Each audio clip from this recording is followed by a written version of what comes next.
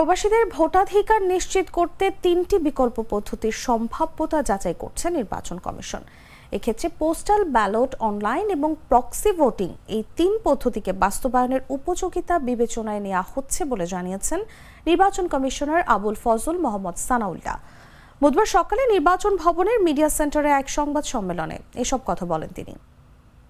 আমাদের মাননীয় প্রধান উপদেষ্টা তার 16 ডিসেম্বরের বক্তব্যে এবং পরবর্তীতে প্রবাসী বাংলাদেশিদেরকে প্রথমবারের মতন ভোটের মধ্যে সম্পৃক্ত করার অভিপ্রায় ব্যক্ত করেছেন এবং বলেছেন যে এই জন্য আমাদেরকে একটি কার্যকরী পদ্ধতি উদ্ভাবন করতে হবে।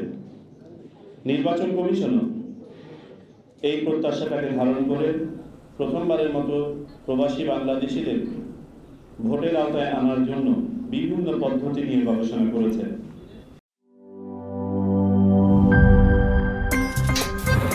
আমার একটা স্মার্ট সিদ্ধান্তে 25% গ্যাসের খরচ কমেছে। ভাবছেন কিভাবে?